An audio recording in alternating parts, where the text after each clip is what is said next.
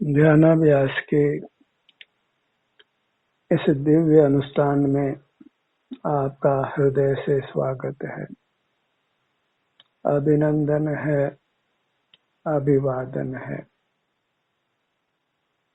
कृपया अपने नेत्रों को बंद कर लीजिए और अपने मुद्रा से जुड़ जाइए। आपकी मुद्रा आनंद घन है, आनंद का असीम स्रोत है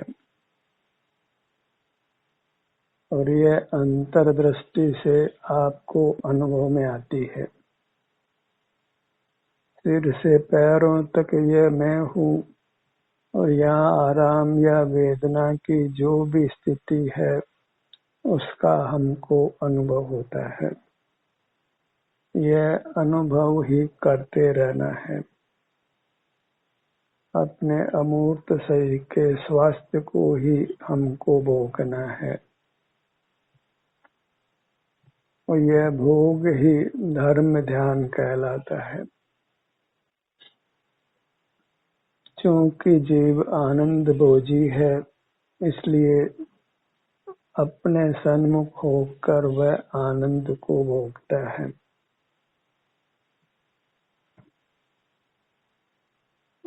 और बाहर की दुनिया से अपने मन मस्तिष्क इंद्रियों को रिक्त रखिए। ये ही दुखों के आने के द्वार हैं। 5 इंद्रियां, मन और मस्तिष्क, इससे ही हम भौतिक जगत से जुड़ते हैं, जो बिल्कुल भी सुख स्वभावी नहीं है। उसके लक्ष्य से वैश्विक सुख दुख का अनुभव कर हम अमूर्त कर्मों से बंधते हैं और हमारा संसार अनवरत रूप से चलता रहता है।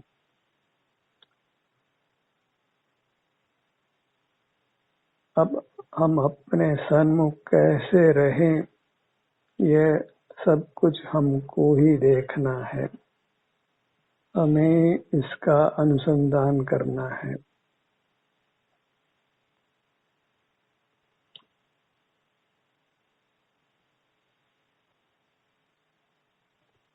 जैसे भी बने, हमको अपनी मुद्रा का लक्ष्य छोड़ना नहीं है। बाहर के जगत का विस्मरण करना है। नया कुछ जानना नहीं है और जो जान लिया गया है उसको अपने स्मृति पटल से हटाना है।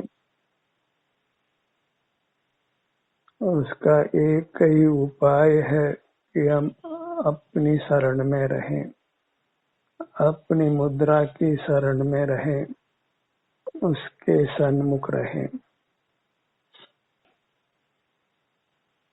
बहिर्मुख रहने से हमारी मुद्रा ही हमारी दृष्टि से ओझल रहती है, उसका तिरोभाव रहता है। जहाँ बाह्य जगत का ज्ञान में आविर्भाव होता है, वही हमें अपने मूर्त का तिरोभाव हो जाता है और अपने मूर्त का तिरोभाव होने के साथ ही उसमें रहे सुख का भी तिरोभाव हो जाता है। हम अपने अतीन्द्रिय सुख से वंचित हो जाते हैं, मूर्त से बंधते हैं और नाना दुखों को भोगते हैं।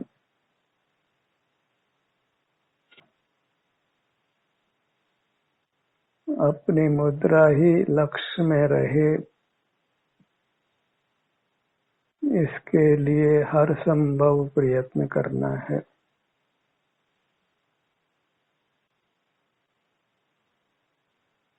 बाहर के पदार्थों की निरर्थकता का निर्णय करिए।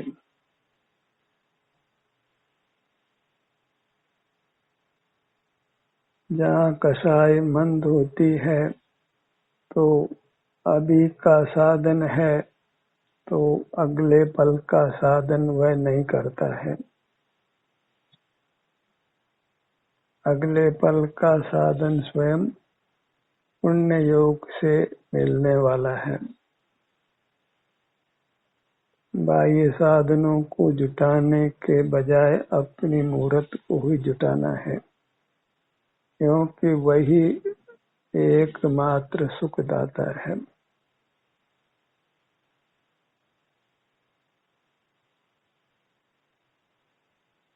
अपनी मूर्त में स्पर्श नहीं है, रस नहीं है, गंध नहीं है, रंग नहीं है, आवाज नहीं है, शब्द और अंक का विकल्प नहीं है, अन्य जीव का भी हमारी मूर्त में अभाव है।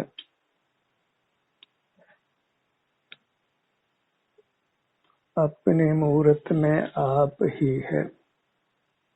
बाह्य पदार्थों को जानने मात्र से ही हम पर से भर जाते हैं और हमारा सुख खो जाता है। बाह्य पदार्थों का जानना सुख को खोकर ही होता है। हमारी दृष्टि में हम रहे या फिर बाह्य पदार्थ, स्व पर दोनों का युगपत ग्रहण नहीं हो सकता है। जहाँ पर का ग्रहण है वहाँ अपना अनुभव नहीं है, और जहाँ अपना अनुभव है वहाँ पर का जानना नहीं है, और सुख अपना अनुभव करने से है। इसलिए पर का जानना रोकना है, वही इंद्रिय संयम है। इंद्रिय ज्ञान का निरोध करना है, उसी से जीव अपने सुख का अनुभव कर संसार के सर्व दुखों से मुक्त होता है।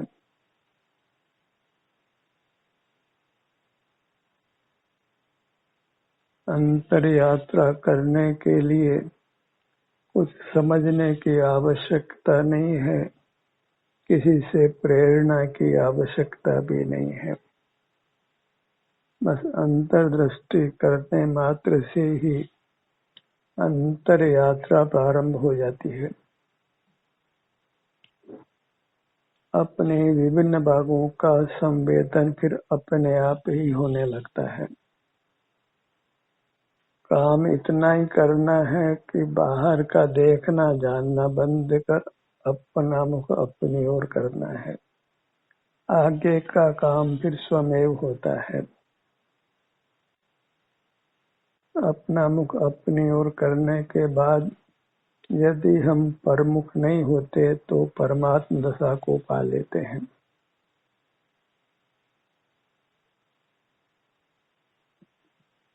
अभी हम निरंतर अपने सन्मुख नहीं रह पाते हैं, तो भी परमुखता के काल को कम तो कर ही सकते हैं।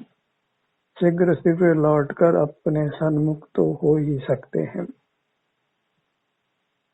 जो हो सकता है वही कीजिए। बहिर्मुखता होने पर यथासंभव शीघ्र से शीघ्र अपने सन्मुख हो जाना है, और अपने सन्मुख होना ही प्रायश्चित है। बिना अपने सन्मुख हुए किसी पाप कर्म का प्रायश्चित नहीं होता। बद्ध मूर्त कर्मों से हम मुक्त नहीं होते। प्रायश्चित शब्द का अर्थ यही है कि पराय चित्त को अपने सन्मुख रखना। बहुलता से अपने सन्मुख रहने से ही हम बद्ध पाप कर्मों से मुक्त होते हैं। बहुलता तो इसलिए कि अभी निरंतर हम अपने सन्मुख नहीं रह पाते हैं।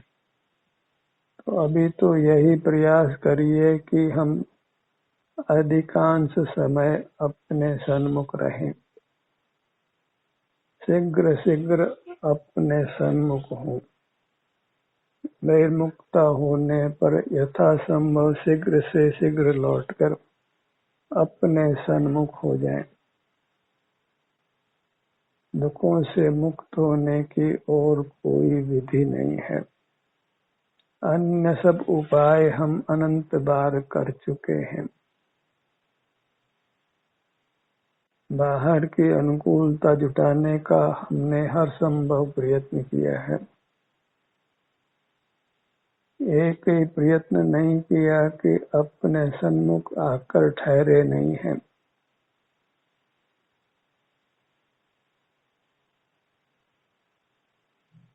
अपना मुख अपनी ओर करके ठहरने से ही मोक्ष की प्राप्ति होती है।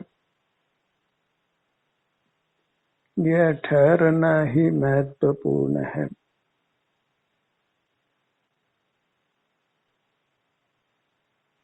भले ही आप अंतर में विचरण करिए, बहिर्मुख नहीं होते तो आप अंतर में ही ठहरे हैं। सिर से पैरों तक इतना ही हमारा यथार्थ निवास है, जहाँ केवल शांति का भोग है।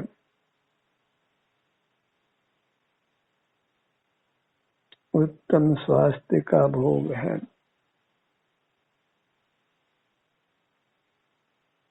किंचित भी विकल्प नहीं है। विकल्प का होना ही दुख का होना है। मोही जीव विकल्प ही करता है। स्वानुभव रूप होकर निर्विकल्प नहीं होता है।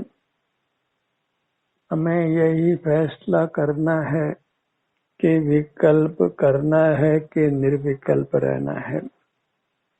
बाह्य जगत के संबंध में सोचते रहना है या अपनी मूर्त के सन्मुख होकर शांति को भोगना है। पर परिचय में रहना है कि अपने अनुभव में रहना है। जगत के संबंधों को निभाना है कि अपनी मूर्त के साथ के संबंध को निभाना है। अपनी मूर्त महत्वपूर्ण है कि अन्य जीव और धन दौलत महत्वपूर्ण है। अन्य का प्रेम है कि अपना प्रेम है। अपनी पहचान है कि जगत की पहचान है। हम स्वानुभव में दक्ष हैं कि बाहर के कामों को करने में चतुर हैं।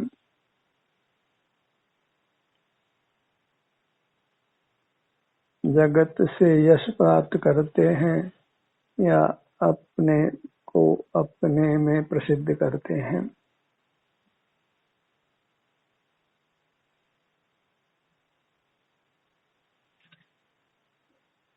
जगत की नजरों में महान होना है कि अपनी नजर में महान होना है। जगत से पूज्य होना है कि स्वयं अपने से पूज्य होना है। जगत कितना ही अपमान करे, हमें अपना अपमान नहीं करना है। जगत भले ही हमको बुरा कहे, हमें अपने आप को अच्छा मानना है। जगत क्या सोचता है, क्या करता है, उधर देखना ही नहीं है। और दिख भी जाए तो फिर उसको भीतर नहीं रखना है। अपने को उससे रिक्त कर लेना है, खाली कर लेना है। निरंतर खाली ही रहना है। जो खाली है वही सुख से भरता है। जो भरा हुआ है उसमें सुख प्रवेश नहीं कर सकता है।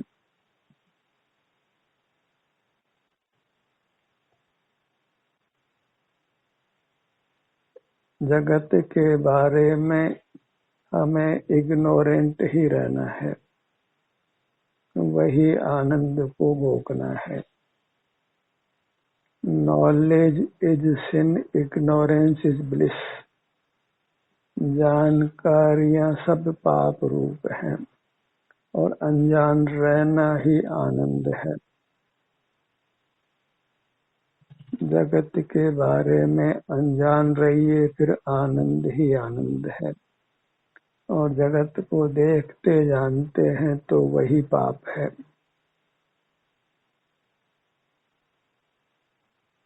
चाहे कितने ही शुभ कार्यों में आप प्रवृत्त होइए, धर्म की दृष्टि में आप पापी ही हैं, सुख के अधिकारी नहीं हैं। परोपकार आदि से सुख की प्राप्ति नहीं होती है। सुख की प्राप्ति अपने सन्मुख होने से ही होती है। जगत क्या करता है ये नहीं देखना है, हम क्या कर रहे हैं ये देखना है। जगत क्या मानता है ये नहीं देखना है, हम क्या मानते हैं ये देखना है। जगत का क्या होगा, जगत कैसा है, जगत का क्या हो, ये सब लोक संज्ञा है। उसी से हम नाना प्रकार के दुख भोगते हैं। जगत को अनजाना कर देना है, मानो जगत में आपके अलावा दूसरा कोई पदार्थ नहीं है। ऐसा यदि हम कर लेते हैं तो फिर परमात्मा दशा प्राप्त हुई समझो। हमारे अलावा जगत में कोई नहीं। अपने सन्मुख होते हैं तो फिर हम ही होते हैं, दूसरा कोई भी नहीं होता। सब इंद्रियां निष्क्रिय होती है, मन भी निष्क्रिय होता है और मस्तिष्क भी निष्क्रिय होता है। यह निष्क्रिय अवस्था ही मोक्ष का मार्ग है।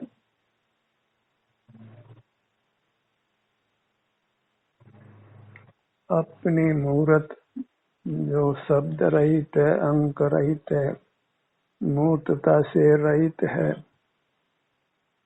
केवल शांति रूप है, उसी का अनुभव होता रहे। वही शून्य में रहना है।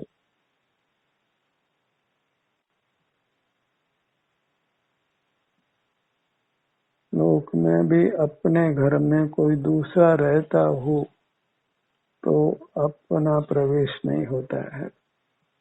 अपने मकान को किसी को किराए पर दे दिया हो तो वहां जाने के लिए किराएदार से पहले पूछना होता है। वह अपनी वस्तु को किराए पर दे देने पर हम उस वस्तु से रहित हो जाते हैं। अपनी मूर्त को पर वस्तुओं को किराए पर नहीं देना है। उनके बारे में सोचना ही अपनी वस्तु को पर को देना है। अपनी वस्तु के आप ही भोक्ता होकर रहिए। अपना उपयोग पर की ओर नहीं हो।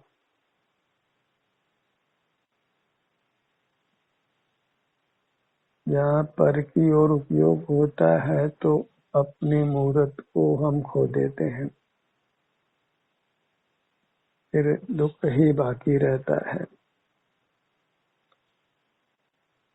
अपने मुखमंडल को लक्ष्य में लीजिए।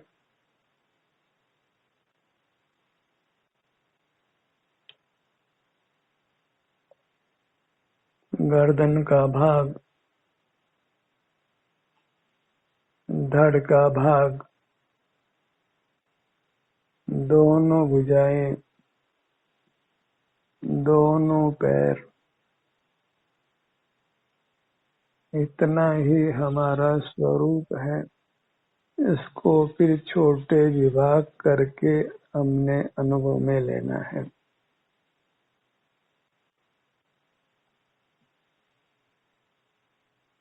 छोटे छोटे विभाग करते हुए अंतर में विचरण करना है ताकि हम अपनी मुद्रा के ही सन्मुख बने रहें।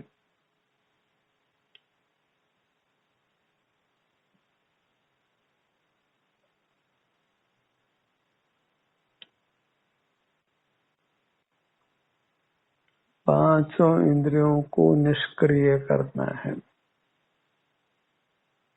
मन को भी निष्क्रिय करना है। मन इंद्रिय से दूर हो, क्या बहु पूछे बात, राग प्रसार निवारते, सहज सुख उत्पाद। मन इंद्रियों के होते हुए भी इनको उपयोग में नहीं लेना है।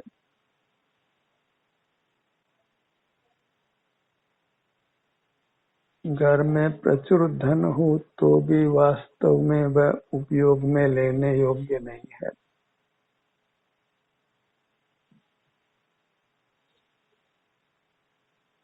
प्राप्त मूर्त शरीर से हम काय चेष्टा कर पाते हूँ, बोल पाते हूँ, तो वह सब चेष्टाएं पराधीन होने से उनको नहीं करना है।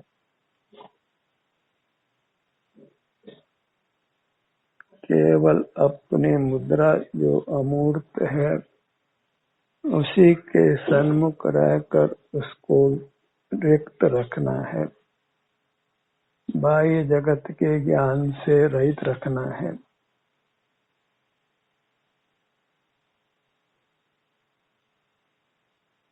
अपने ध्यान को अपने नेत्रों पर लाइए।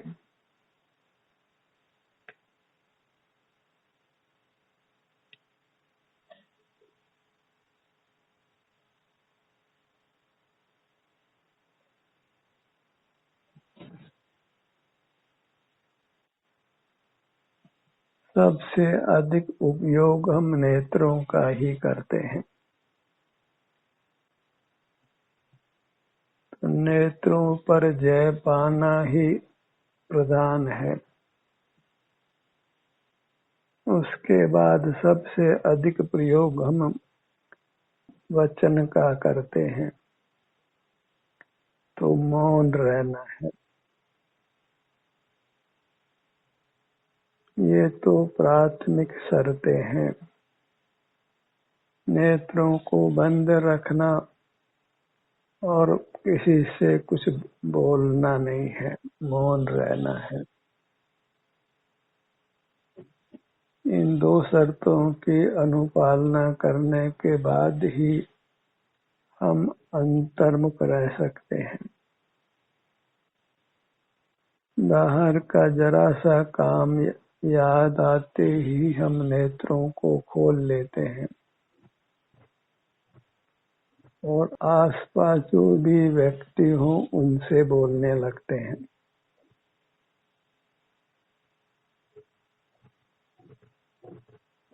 नेत्रों को बंद रखकर मौन रहकर अपनी मूर्त के उत्तम सुख को भोगना है। ज्ञेयों से रिक्त रखने से ही हम कर्मों से रिक्त होते हैं। जब बाह्य कोई पदार्थ हमारे ज्ञान का विषय नहीं बनता है तो हम खाली होते हैं, और जब खाली होते हैं तो कर्मों से भी खाली हो जाते हैं। कर्म तब तक ही रहता है जब तक हम ज्ञेयाकार होते हैं, मूर्त पदार्थों को देखते, जानते या याद करते हैं। उसी का आश्रय कर कर्म हमको बांध कर रखता है।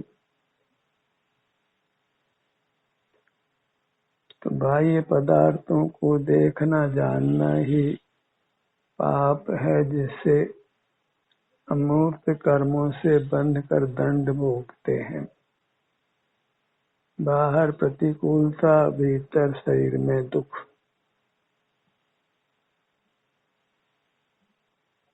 अपने ध्यान को अपने कानों के भाग पर लाइए।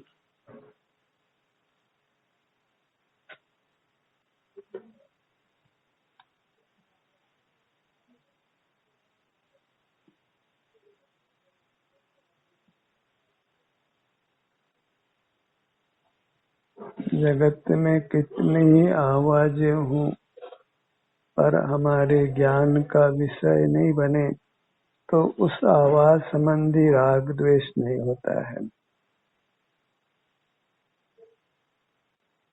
और जब कोई भी पदार्थ हमारे ज्ञान का विषय नहीं बनता है तो हम पूर्ण वीतराग हो जाते हैं।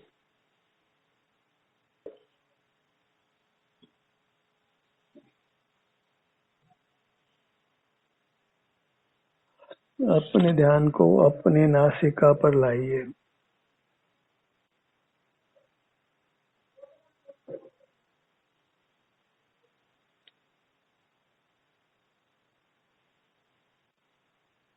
सुगंध दुर्गंध के ज्ञान से भी अपने को रहित करना है।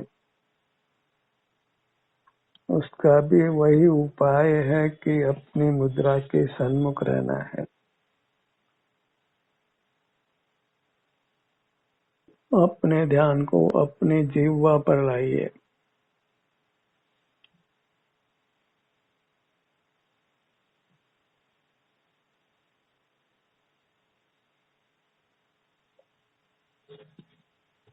खट्टा मीठा चरपरा खारा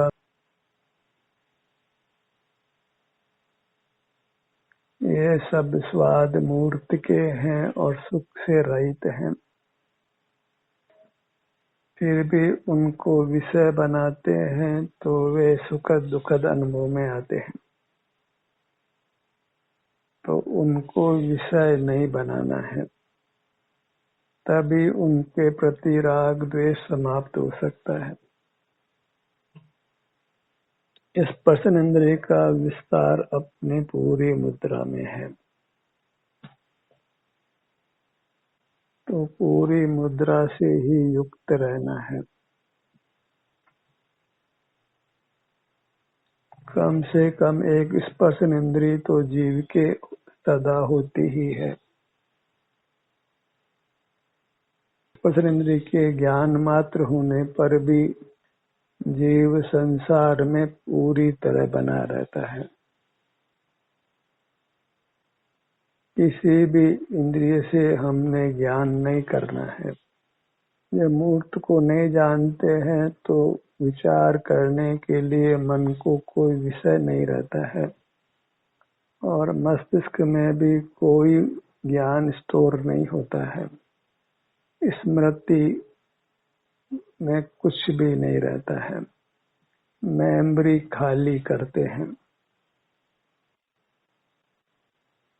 जैसे लैपटॉप को खाली करते हैं, ऐसे ही हमको अपने मूर्त को खाली करना है। फिर आपको पुनर्जीवन प्राप्त होता है,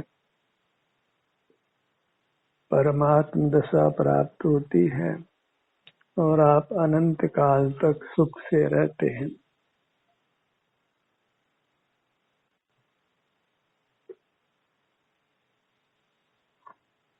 भीतर की ही सफाई करना है। ज्ञेयाकार होना ही मलिनता है जिसको साफ करना है।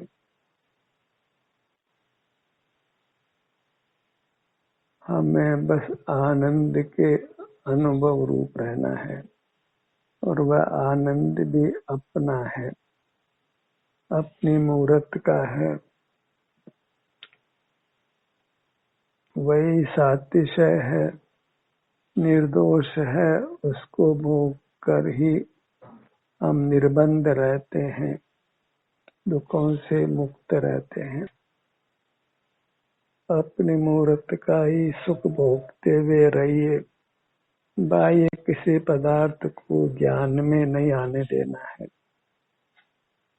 ध्यान का सत्र यही समाप्त होता है।